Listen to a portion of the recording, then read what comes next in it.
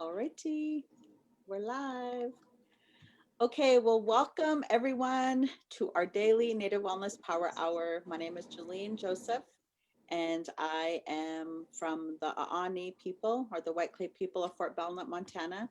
I'm also the executive director of the Native Wellness Institute, and I'm happy to tell you that today is our 250th Power Hour. I can't even believe that. This is our response and our contribution to the pandemic. So we knew that and already traumatized people would be re-traumatized in this pandemic, and we wanted to be an anchor. We wanted to be a spot where for 1 hour a day every day, talk about consistency and predictability.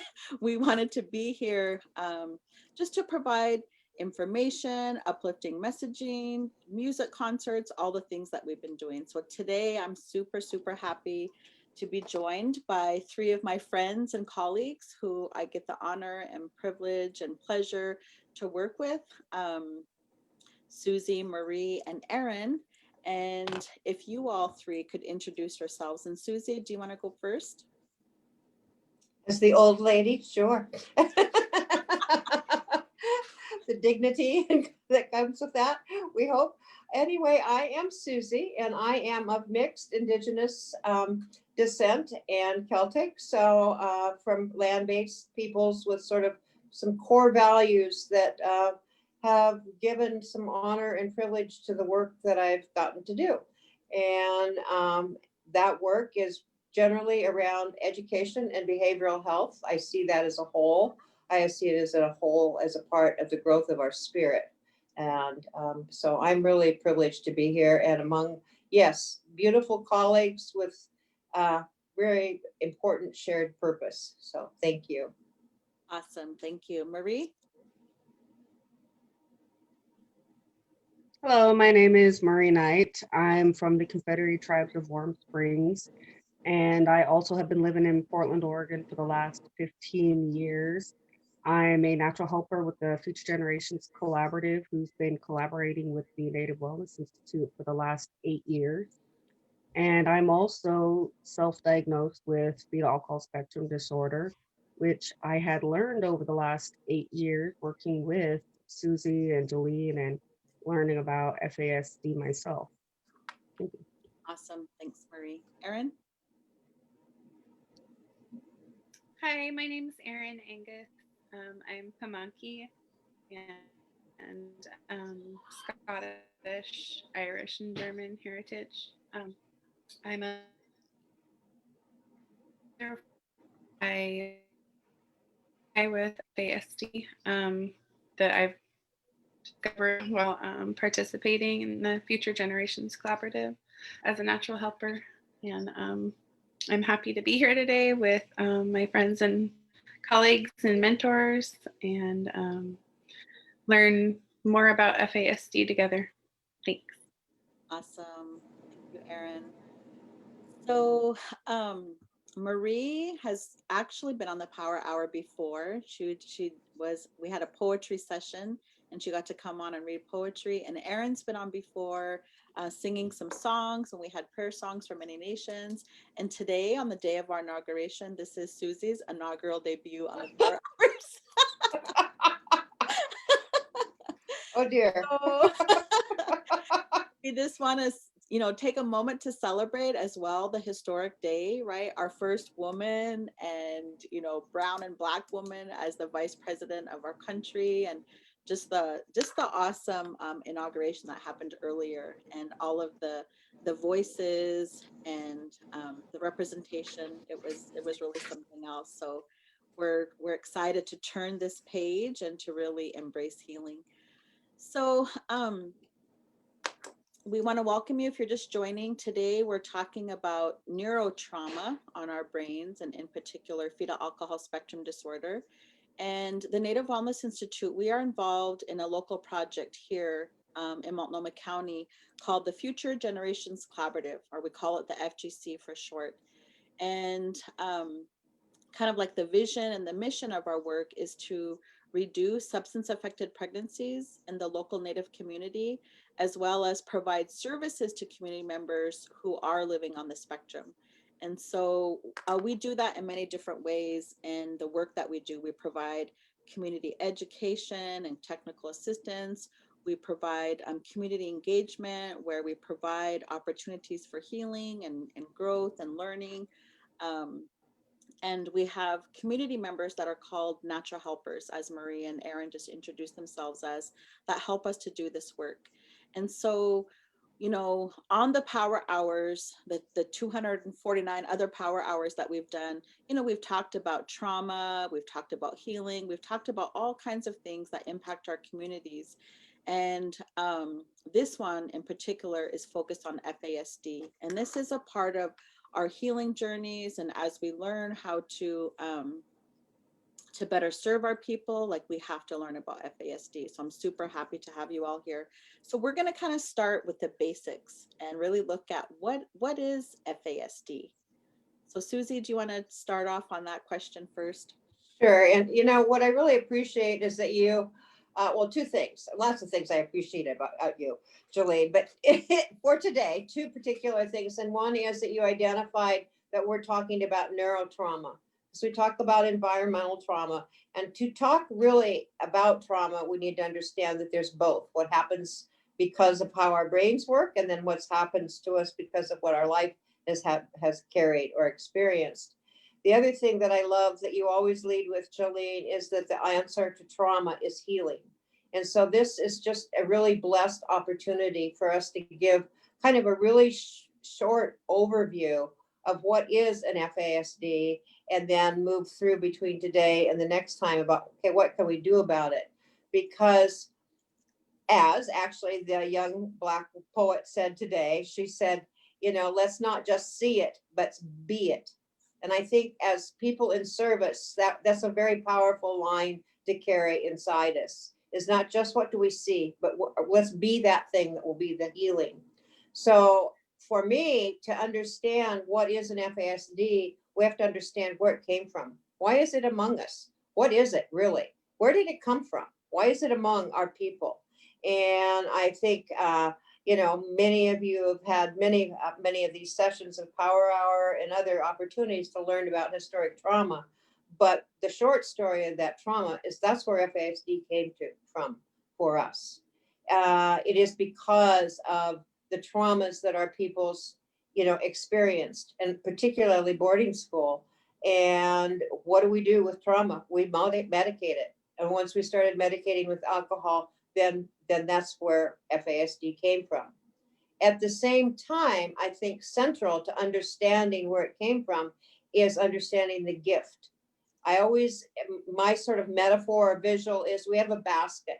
That basket holds the circle of our lives and our ancestors and all those before us and those that will come after. And within that basket is this gift. And the way that I understand the gift is from my father's people, the Mohawk and Onondaga, as well as Irish. I was told the story by my grandmother that there would be a time when there would be those who would come among us. And in their differences, they would look different, but in those very differences, they would change the people. And I know I've heard others, one of your board members, Theta, I think I remember her talking about it in a variety of people from the Hopi prophecy. So that's really been a story we held. And to me, the opportunity, the gift was to be able to see, in that differences, it will change the people. So guess who was first and front and center in learning about FASD? Indigenous people of North America. Where did all the early studies, understandings, and approaches come from? Indian country. And so there's a lot of pride we can have around that. That's what drove us, pushed us forward in terms of our recovery.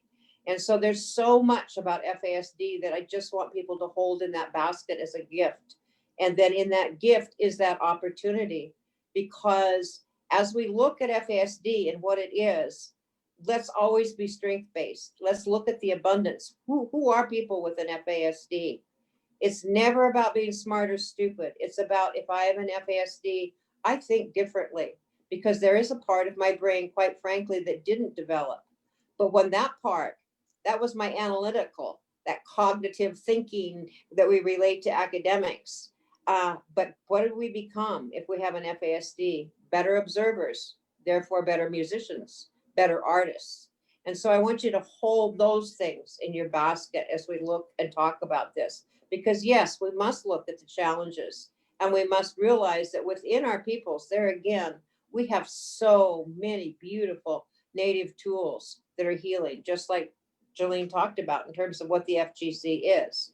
And so again, hold that basket, not just with hope, but with the real tools that make a change, and understand who we are, and the fact that the practice of our ceremonies, our culture, our arts, all of those are tremendous healing tools to really address the challenges. And so if we talk about what is an FASD, it is the consequence of prenatal exposure to alcohol. That's kind of the clinical way of looking at it. It's what happens to me if my mother was self-medicating. Let's take the stigma away, and let's just understand that she was using and there was no one to support her, or maybe she went back and forth with that. And that affected how my brain developed. And that is a lifelong consequence. It addresses how I process, how I remember things, how I store things so I can retrieve them. Think of a filing basket or a drawer that you never quite get the things filed. And so because they're never filed, it's really hard to find them. That's my brain with an FASD. My memory for being able to decode, to process what you tell me really affects me. If you keep telling me, can't you ever learn from your mistakes? I need to tell you that no, my brain won't. I'm not willful. I'm not acting out. I am feeling like I'm a failure. And if you keep telling me what I'm doing wrong, I will keep being more of a failure. But even more than that, I will feel sad, depressed, explosive, angry, reactive. And so help me to calm down. And we'll talk next time, especially about strategies around how we do that calming down. But just to give that first thing of that raw, how is my brain different? Please don't tell me it's about being smart or stupid. We have brilliant people with an FASD. I've worked with a pediatrician who had to be locked in her office after the appointments because she was going to lose her license because she couldn't remember to write down her notes. But her families and children that she worked with adored her, and she was brilliant, but she couldn't remember to do those things. I've worked with a neurologist, an Indigenous man who asked me to sit next to meetings with him, and Sam said to tap his foot to calm him down. We all have strategies for life. And to me, the blessing of the last 35, 40 years of working with people with an FASD, and most importantly, my youngest daughter, is that they have taught me and give me the opportunity to learn things I'm still working on: patience, but the compassion. The part of the gift is when we serve ourselves and each other within the context of FASD, we will remember the soul of who we are. We will remember our compassion, our humility, and we will slow down and calm down. So that's sort of my intro. A work in progress, I might add. That was awesome, Susie. One of the things I so appreciate about you is, you always bring it back to also include the blessing, right? The blessings of an FASD, and you always stay strength-based. That really is like the foundation of the work that we do, and it's really led by you. So thank you for that. You're always an awesome reminder. And there's a comment in the comments already that from Heather. Thank you for commenting. She says, I have FASD. I've graduated from university with my diploma in human services. I bead, sew, and dance in powwows. I'm not stupid, just learn differently. There is absolutely nothing wrong with me. I'm a proud Blackfoot Cree woman. So yes, right on, Heather. Thank you for Thank you. for sharing that. Yeah. So Marie, how about what is FASD? What is to you? Well, when I think about FASD, I think about a lifetime of impulsive behavior and thinking and frustration that I went throughout my entire life, as like this invisible question of why am I not normal? Why am I not normal? And in a sense, it wasn't like a what's wrong with me question. It was like, why am I different? I never thought of myself as being wrong for thinking different. I just didn't understand it. And when we were learning about fetal alcohol spectrum disorder, everything became clear. It's like, oh, different because my brain was developed under different circumstances.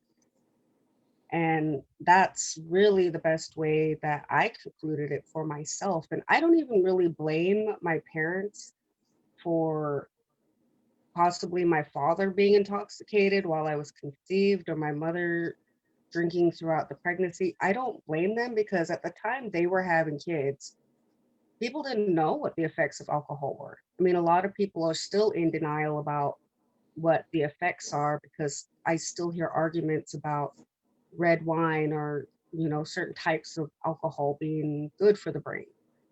And truthfully, what we've been finding out is that there really is no safe amount. And there's no physical way to tell because even though there are people who have fetal alcohol syndrome, which is a physical alteration, like physical feature, that doesn't speak much about the mental effects of living with a different brain because I don't look different. If you looked at me, you wouldn't accuse my mother being an alcoholic, but I do not learn the same way as other people. And I'm actually very intelligent. I mean, I do basket work that a lot of people, I try to explain my process to them and I just see this cloud go over their face because I lost them somewhere along the line of my explanation. But I know I'm not stupid, but I just don't learn the same way others do. And even though I have tried, I do better learning on my own and learning in a way that is practical application so that I'm seeing things working in front of me, like physically touching things. And in a sense, it's what I see it as is like I can't learn from a distance because I need things in front of me to see it. I need people to explain to me and show me things rather than just telling me how to do things. And that's the best way I can explain it in terms of how I feel affected. Nice. Awesome. Thank you, Marie. I Very remember nice. one time Marie gave a presentation on her weaving, and I sat there like I think my jaw literally like fell open because I felt like I was sitting there listening to a native Albert Einstein, and she had these pages and pages of her math formulas for her basket designs, and I was just like, oh my gosh, it was amazing. And actually, I have it right here. I'm gonna grab some real quick. While you do that, I wanted to add that in that same presentation, do you remember the OHSU doc that was there? And he goes, he was saying, my gosh, that's the best explanation of algorithms. That she made more sense to me than all my studies. And that was one of the docs. So these are two examples of Marie's baskets that we have here. So yeah, it's amazing. Thank you, Marie, for that. How about you, Erin? What is FASD from your perspective?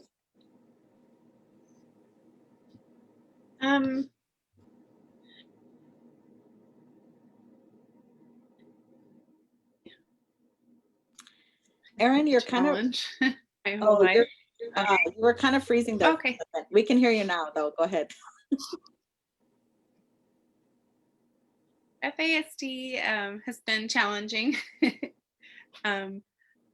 especially not like knowing anything about it till I was in my 30s.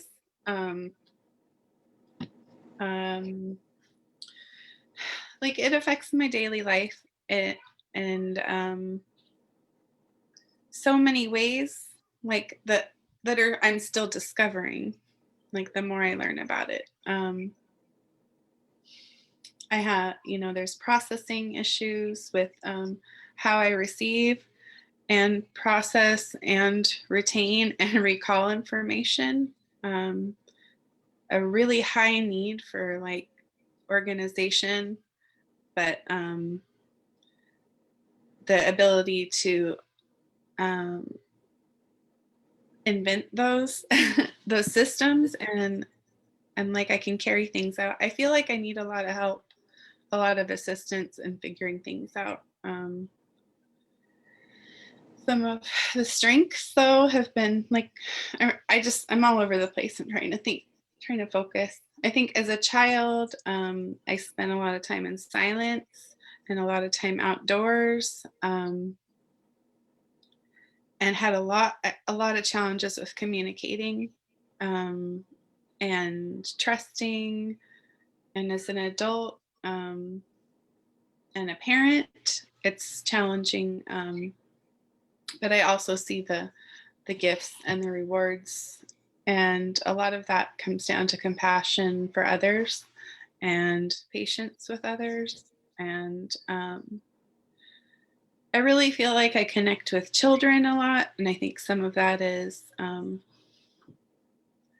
some of immaturity, like undeveloped parts of my brain, I feel more intuitive and like emotionally and spiritually connected. But sometimes that leaves me feeling really raw and vulnerable and sometimes like volatile or explosive. Not like violently, but like emotionally. That's, I think, one of my biggest challenges is like helping myself, and giving myself what I need, and not expecting others to come and save me, but knowing I can reach out for support. Because I think at any age and stage with FASD, from newborns, like the whole life cycle, we all need support and a lot of mental health support and encouragement. I think one of the things I picked up on too is facial expressions. And I learned a lot from Susie about that, was like if somebody isn't warm and kind and smiling and inviting, like right off the bat, I'm like, I'm out of here. Like I automatically assume they don't like me, And I've even thought that for like a couple of years with people sometimes, because they'll be really, really stoic or like kind of surly, just naturally. And I would take it personally, and misreading people and situations. So communication and emotional regulation are my biggest challenges with FASD. And going through school is rough too, just because there's so much to balance. And that's the thing with FASD, is it seems like there's imbalances, but I find like there's always balance.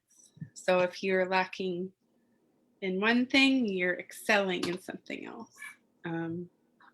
So we just have to find what that something else is and focus on that and build that and help each other. Awesome. That's I know beautiful. There as a proud. Yeah, I mean, absolutely. I mean, there it is. Yeah, awesome answers. Thank you. Well, I have certainly learned a lot as well. And when we talk about being trauma and healing informed, I mean, part of that, if you're working in Indian country, has to include FASD, right? That is a part of being trauma and healing informed. And when we have our FASD lens on, we do see everything so differently, right? Which really leads to our next question. And for those of you that are just tuning in, we're talking about neurotrauma and especially FASD, fetal alcohol spectrum disorder. And this is part 1. And next Wednesday, we're going to do a part 2, just because there's so much to talk about here.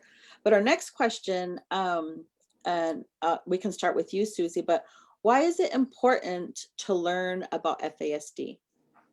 Well, my short answer is because of everything that Marie and Aaron just shared. Because what they both described so well is that landscape of we can use the word dysregulation, imbalance, frustration, challenge, but at the same time, they presented the very things that can create, if we want to use the word antidote. Okay, I can't do this, but I can do this. And this is why, as I say, there are particular strengths and observations. And I want to raise my hand out to you, Heather, who made the chat about what your experiences are, because that's a really important story. Because what you did is you rounded out, all of those possibilities. And I suspect you had some profoundly helpful strategies that sometimes maybe you encountered and described them for yourself. Maybe others did. Maybe it's that combination, because for us, one of the reasons we have this collaborative is because we recognize it takes all of us together, and that is our traditional way, so that a collaborative circle of care that can wrap around me if I have an FASD lifts me up. So while Erin might be talking about her challenges and being all over, what I see is this young woman, definitely young to me, young woman who is so talented and so knowledgeable, not only about all kinds of life experiences, but really about FASD itself. And the same with Marie, because again, when you feel it, then you can be it and you can do it. And so why is it important? Is because if there's no one around me to support me, and they're just telling me what I'm doing wrong, and I feel like a failure, then I was the happy kid in kindergarten that the teacher really liked, because I said, I'll help to put out the pencils and the papers and all of that. And I was social and I fit in. And all of a sudden, somewhere between the third and the fourth grade, I couldn't catch up anymore. And I was losing behind in math. And so I felt less than. And sometimes the teacher told me, you're not paying attention. And sometimes the teacher told my parents or my caregivers, she's just not trying. She has a potential, which is a red flag to any of us who have the privilege to participate in people's lives, is to understand that behavior is communication. It's not me laying awake at night trying to figure out how to make your life hard, or how to fail. So when I start failing, then I feel less than. And then I either retreat, as Erin was describing, into that very quiet space, and I continue to feel less than. And I might start experimenting with drugs and alcohol, because at least that takes the edge off. Or I might decide to be the class clown. Maybe if I act out and I do everything, I can be the leader in doing the most disruption in class. And so then that becomes a pattern. And all along the way, people are doing and telling me what I'm doing wrong. They're not saying, oh, wow, Susie, when you walked in this way, or when you brought this feels good. They were telling me what I wasn't doing right. And so my grandmother's told me a long time ago that the most beautiful and powerful thing we can do in life is to hold up the mirror for others to see their beauty.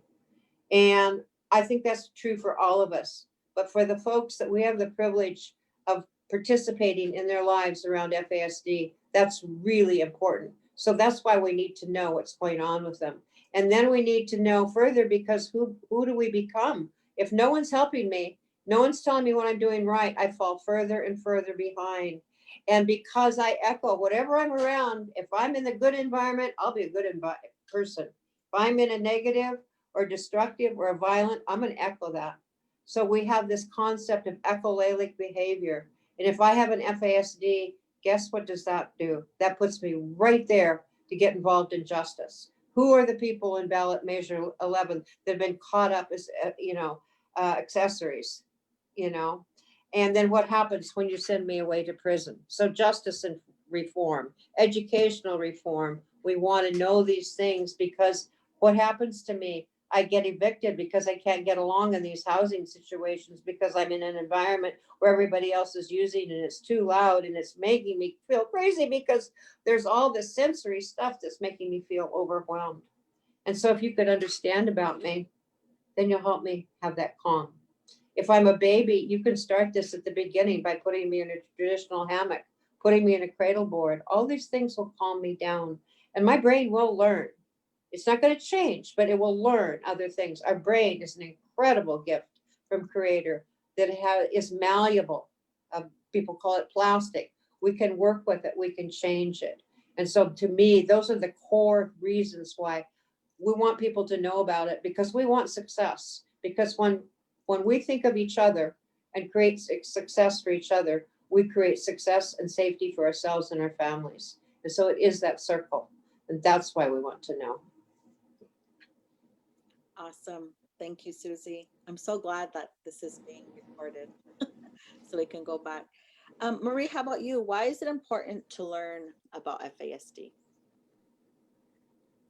Well, while Susie was talking, I was really thinking about the education piece. Because when I was in grade school, I went to an all Indian school in Warm Springs, and all the way up until about the fifth grade, I did really well in school. And then all of a sudden, I got the meanest the meanest teacher in school who nobody wanted because there was two teachers in the fifth grade. There's the one that everyone wanted, and then there was the one that nobody wanted, and I got the one that nobody wanted. And you want to talk about the importance of education. One of the things that always stood out for me for this teacher was how she never really told us how to do things better. She only told us what we were doing wrong. And this was really frustrating. And, anyone who knows me knows I like to write. I do read and write poetry. I was a huge bookworm growing up. But in the fifth grade, I almost lost that love and that passion because while practicing writing, this teacher was completely obsessed with the amount of space I wasn't putting between my words. And she had a hard time reading it. Mind you, she did wear bifocal glasses, so in hindsight, I can understand. But for me, I didn't understand what she meant, enough space, because to me, there was enough space for me to see it, and that was fine. And it wasn't until I went to one of my former teachers and I was talking about being frustrated because I was getting a C in writing where I'd never gotten a C before. And they asked me to explain the problem. And that teacher had taught me to use one of my fingers, my index finger, to write in between the words. And that would be enough space to make this other teacher happy. And by doing that, I was able to stop getting yelled at for not getting enough space in between my words. And you think about how just that one little thing completely saved an entire passion in my life, because I almost gave up on writing because of that. But because somebody took the time to physically show me how to correct this mistake I couldn't figure out, that's why it's important. Because how many children right now are being accused of being defiant, of not listening and not paying attention, who are losing their love and passion for learning in school and education because the person teaching them is not patient enough to try to walk them through in a different way. That to me is why it's important. Is because children that are affected by alcohol are very easily discouraged. I mean, I experienced that even now as an adult. And that is probably one of the most frustrating things, is thinking about how many brilliant minds are not being used because they couldn't get past the frustration of not knowing what they were doing incorrect at a very young age. That's important. And it also is important because if we understand what these children are going through, we can not only teach them different, but we can feed them different. We can care for them differently. Like even the diet I was eating, my traditional diet was working in a way to help repair my neurological development. I didn't even know this. And there's a lot of stuff I used to do because I was frustrated that, as it turned out, we're working to help correct what I was experiencing. And I didn't know it at the time. I was just going with what my instincts told me would make me feel better. And a lot of people thought I was strange because of it. They didn't understand why I spent hours outside just spinning in circles. They couldn't understand why I would continue to do the same impulsive behavior, even though I'd gotten in trouble for it, 10 times before. And looking back on it now, I can understand. And in a way, it's made me a better parent. It's made me gentler on myself, and it's helped me to understand why other people may or may not be behaving the way that they're behaving. And so, I mean, there's just so much compassion that I've developed because of what I now know, and that very important. And I'm just grateful that I was here to learn it. Yeah. Thank you so much. Yeah. I remember when we had our first training with the elders and natural helpers, and several people. I remember one in particular where they said, for the and at the time, you know, they were in their 30s, and they said, for the first time in my life, I feel like I understand myself, and for the first time in my life, I feel like other people understand me. You know, so, Erin, why is it important to learn about FASD? And I want to give a shout out to Kevin in the comments. He says, I'm 62 and I still have effects from FASD, right? And we know that it's lifelong, right? It's not a reversible thing. So, Erin, why is it important to learn about it? From a personal standpoint, so we can all get along. So we can all be friends and do good things together, heal this whole world. I think it is so important because it makes such an impact on our lives, and the more we know, like, the better we can serve each other. And you know, the more I learn about FASD is the prevalence. Yes, we're the first people to address it, but it's prevalent in all communities, and it affects people on their whole lifeline. And you know, if you go into, if you go to screen incarcerated people, like, you're going to find a huge amount of people like that are just caught up in the system their whole lives. And it affects how children are raised. It affects intergenerational trauma, like that echolalic behavior. If something happens to you, you're more likely to repeat that, like, as an adult. Like, if you were abused or anything, like, what we put in is what we get out, and what we pour into people, and we can wrap around. I mean, I can only speak for myself, but like I said, I have very acute areas in my life where I'm affected, and if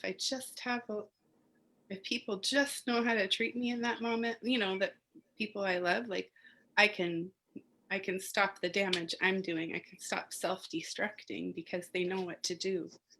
And it's really simple things, but when you're in those moments, like, it's really good for the people around you to know what to do.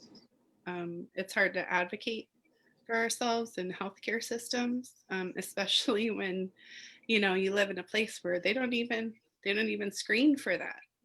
Like, we don't have screening for that here in Portland. That's insane, because there's so many people here, not just in our community, but on all communities it's affecting. If you don't have it, somebody has it. Someone in your family has it. Like, the reality is it's touched all of us. Like, we are all affected by it. Everyone. If your mother didn't drink, if your father didn't drink, like, your grandmother, your great grandmother, your great grandparents, it comes down through the generations too, like, genetically. So it's going to take generations to heal from it. And if you want to heal from something that I've learned, I've learned from you, Jolene, like, if you want to heal something, you need to address it, so we know what we're healing from. And that's why it's important to learn more. And I've been learning for years and years now. I mean, for me, like six years or more, I've been involved with FGC, and I've just been learning, and on the side doing more and more reading and more research. And I don't know anything. Like, there's so much more, and there's so much more coming. And I just think if everyone had a chance to learn about it, like, we would all get along a lot better and be able to continue that healing. Yeah, awesome.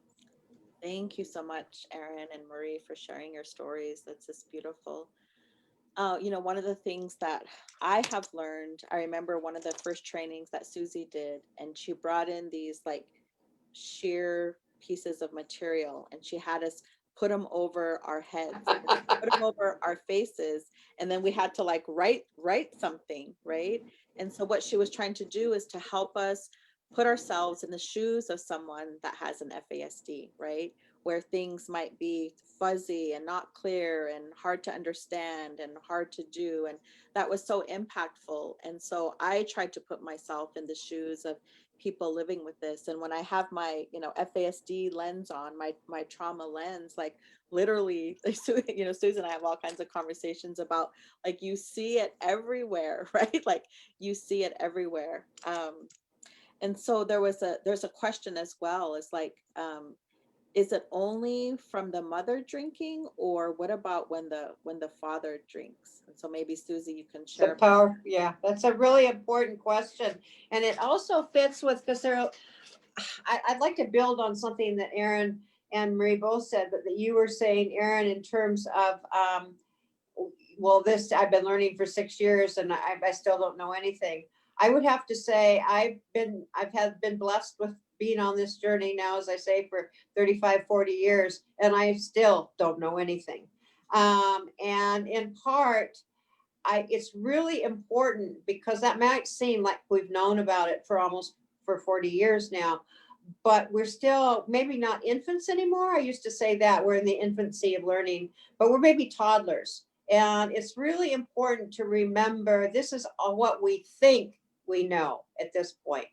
So what we think we know, in part, was touched on the genetics. We used to say, in fact, those were all the early, sort of promo things, said that if you don't drink, there won't be any FASD.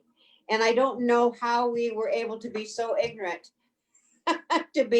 we didn't mean to be dishonest, because of the powerful message, is we didn't see that immediate, young child, more to have hyperkinetic, etc.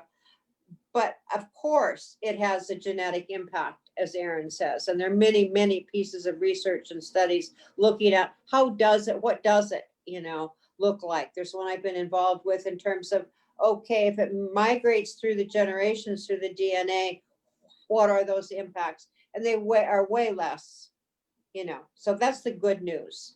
But it seems to touch some processing and memory, seems to sort of where it shows up through the generations. So I wanted to just sort of touch that. But I really appreciate the question about fathers, because guess what? Again, how could we just put it on the mom? I mean, really? Didn't he contribute something to the goods? And so, of course, that impact shows up. What we think we know, again, is when dad is using at the time of conception, and that really impacts the viability, as they say, of the sperm. So that's kind of a drunken sperm, to put it just kind of grossly, and he's having a hard time finding his way. And so the good news is it might not find its way, but if it does, that is a damaged sperm. So that contributes. How that shows up, and it's not really contradictory research. It's just as Dr. Clarence, who was one of the, original folks that identified FASD and also the diagnostic characteristics in a broad scope. And when I was posing this years ago with him, I said, when are we going to figure out about the dads? Because I worked for years in Coos County, and we had all these kids that all of a sudden, we had a few kids with autism, and then all of a sudden the mills closed down, and it looked like we had autism was just, happening everywhere. And then we really realized dads were using, and all these kids were being born because dad was home to be making babies.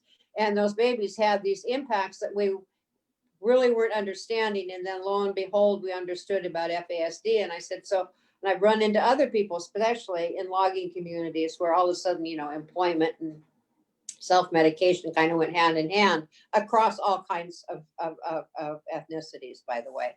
And so I said, so when are we going to look at the dads? And he said, now why on earth, as white male researchers, would we want to look at ourselves? But I mean, and he was joking, and he is a sweet, sweet man who has given much to this world with the humility with which he's looked at this, because he's always said it's not about the faces, it's the brains and the hearts that we want to heal. And so he and Riley, Dr. Riley, and a number of people have really looked at this. There's also a gentleman in England, Raj Mujerski, who has really looked at this, and a number of folks are like, what are the impacts? And it looks like the impacts, they're going to be different. Because that swimming in ethanol during the whole pregnancy has a tremendous impact on brain structure. What the information the sperm is carrying is it's further informing it. It looks like in some cases that it produces children with some autistic like, and so some of us have looked at that as that's a co-occurring thing. And some of those children who are the products of both mom and dad drinking have some of the most explosive behaviors if we're not there for them. There's many of the ones that are really showing up within our justice systems. But I would really caution anyone saying, oh, well, research says, or we think we just think, sort of. And I would feel most comfortable saying what we are eyeballing is, yes, dad has impacts.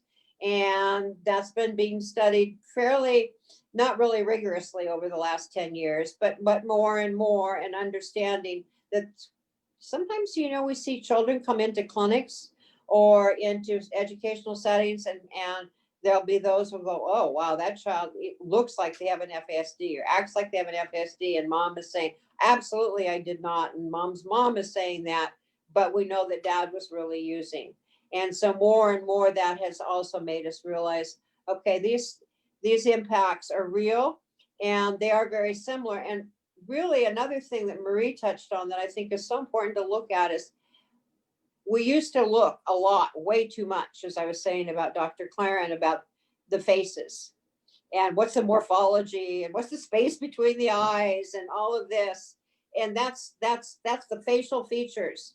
Let's get, you know, we needed to get beyond and realize that those cosmetic kind of things are just the first 3 months, you know, the first trimester. Our brains develop through the whole 9 months. What are the real impacts? What are the most frequent? When Aaron talks about the prevalence and how many, and we've got studies now in North America looking at 1 out of every 5 children have had prenatal exposure. So, but the vast majority of the folks who are impacted by prenatal exposure, their consequences through lifelong impacts are behavioral, they're emotional, they're self-regulation, they're bipolar, like roller coasters within the day, up and down. Those are the difficulty, again, then is fed by, I can't remember, I don't know how to calm down. And so life becomes a real struggle unless someone and someone's help me create this predictable structure that you identified. And that's going to be helpful.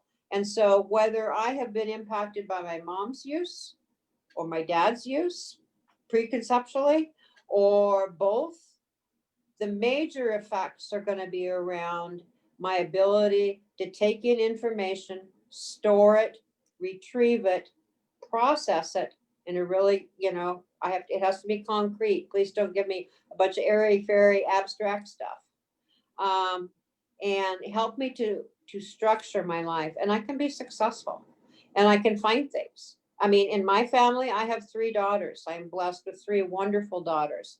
I guarantee you that my daughter that is impacted by prenatal exposure, she is the most organized. As a matter of fact, when the 3 girls will say, now, when is mom coming back from the Yukon? It's my youngest daughter, Vivian, who will know and be able to tell you, because she used those strategies. When my mother had her strokes, my mother wanted my youngest daughter to be the one who gave her medications and did those things, because she wasn't out there in outer space. She was being concrete and structured.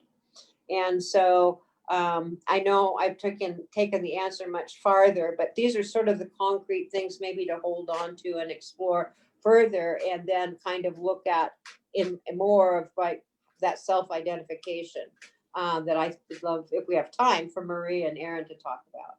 Yeah, thank you, Susie. I know one of the things too, as we're working this project and do the trainings on what is FASD, and there's just lots to talk about. That's why we're doing a part 2 next Wednesday. So keep asking I'm your just getting questions. revved up. Yes, I know. Keep asking your questions in the comments, because if we don't get to them today, we'll get to them next week. But I know that some of the comments that we heard in our trainings is people were like, that was, everyone drank. That was just the thing. Like mom and dad both drank and no one saw anything wrong with it. That they got up, they went to work, they worked hard, and they came home and they would drink a 6-pack after work, right? And then on the weekends, they just drank hard, like, but they kept their jobs and no one felt there was anything wrong with that. That's just how it was. And then they start, connecting the dots and making the connections of, wow, maybe I'm infected, maybe I'm affected, right? So how do you know if you have an FASD? So Marie, would you like to share first? Sure. It's funny Susie's talking about organization, because I actually made this little list of things that I noted that were very prominent in people who have FASD. One of the things that Susie's daughter likes to say, fewer choices. All the time, people with FASD need fewer choices because we do get overwhelmed when we have too many choices. I know when people were asking me in high school, what do you want to do with your life? It's like, I don't know. That's too broad of a question. And another thing is mental health diagnosis. If you have mental health diagnoses like ADHD or bipolar disorder, or um, just different types of spectrums, that could also be FASD, especially if you have like one of those dual diagnoses. Um, Also, you're highly susceptible to addiction too, because one of the things that Susie forgot to mention, which I'm surprised, is how people with FASD oftentimes gravitate towards methamphetamine because it makes them feel like they can keep up with everyone else. But then on the other side, they also go towards suppressants because in a sense, it kind of helps calm their thoughts and their emotions so they can feel like everything's not going crazy around them. And so that's something that um, Thank was you. very important. And also the need for visual and practical application rather than like academic talking, like lecturing. People who have FASD work better with physical representations of being shown how to do things rather than being told. So those were a few things I know, at least for me. And we've mentioned impulsive behavior, being easily discouraged, and comprehensive difficulties. But that's some of the things that are prominent in me, and some things that I've heard a lot of. Beautiful. Thank you. Yes, thank you, Marie. How about you, Erin? How do you know if you have an FASD?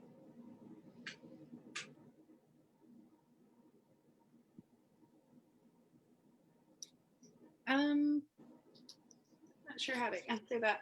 I thought I might have an FASD, have FASD during FASD 101 with Susie, and she was talking about connecting left brain and right brain, and she got down on the floor and started spinning on her knees. It turned straight, and it went. And I'm like, I spent a very great amount of time doing that as a child. And then my jaw just dropped like with every slide, and like, oh my gosh, you're telling my story. I had a lot of you know, like, what's wrong with me? What's wrong with me growing up? And I thought I heard my story and it was off a little, you know. I learned about ADHD, like inattentive type subtype. And that's, you know, I went to a therapist and was diagnosed with that. And but it just didn't add up. Depression didn't add up because I can't sustain a depression for more than 5 minutes because of the roller coaster that I'm so thankful for. If I'm ready to just throw in the towel, some people are like, I would just give up. I'm like, I give up all the time. Several times a day I give up. I'm like, that's it. But the roller coaster keeps going, and I know when there's downs, there will be ups. But I think there's physical things too that I'm not even sure about. I'm still trying to figure it all out. But I think I did receive, and we're talking about like medicating and seeking diagnosis. I was diagnosed with ADHD in my early 30s, and they offered stimulant medication, and I'd done some research. I'm like, I'll try it. And within, you know, 6 months to a year, like, my house is all organized and I was making phone calls, which I don't talk on the phone to people. Like, I have so much social anxiety. That was gone. I mean, it helped a lot, but, you know, I was able to speed up. My brain was able to fire and make connections I couldn't before. And, you know, I followed my prescription. I didn't abuse it. But, you know, and that, like, there was great side effects. Like, I lost 50 pounds and, you know, was able to be active without injury and those kind of things. But I also felt like heart palpitations. And I've learned, you know, that we can have compromised organs and all kinds of other skeletal things and muscle things. And so, though I do miss being organized, and I do miss being lighter and being able to be more social, like, that's not worth it to me. So I made a decision to not take stimulant medication anymore. And then after that, I learned about FASD, and that's when things really clicked, and that told my story 100%, and I felt understood for the first time ever. So I know what my challenges are now, but I think I'm off track. No, No, you're right on track. How do I know if I have FASD? no, that was perfect, Erin. There it was. How I know.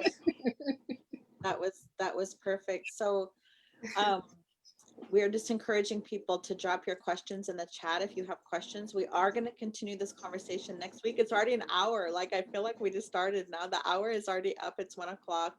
We want to thank everyone for tuning in, and please share this with family and friends and colleagues. Like, if you're working or living in Indian country, like, you know, you really need to learn about FASD. So that's in part why we're doing this. And I want to thank you, Susie and Marie and Erin, just for the awesome human beings that you are. And what I love about each of you is, like, it's the same thing. Like, no matter what, like, you just keep moving forward. Like, I love that. Like, no matter what happens, you just keep moving forward. So thank you for being here and sharing your hearts. Thank you all for tuning in. So every day, at noon Pacific time, we offer our Native Wellness Power Hours. We have a couple more for this week, and then we start back over on Monday. Thank you all for tuning in. All of the Power Hours can be found on our Facebook page. They can also be found on the Native Wellness Institute's YouTube channel. So you can go and binge on 250 Power Hours. All right. We hope you have a great day. We'll see you, everyone. Thank you, Jolene, for doing this, and thank you, everyone that came. And I'm really looking forward to getting to see the comments so we can kind of lift them up next week. So, Awesome. thank you. Good.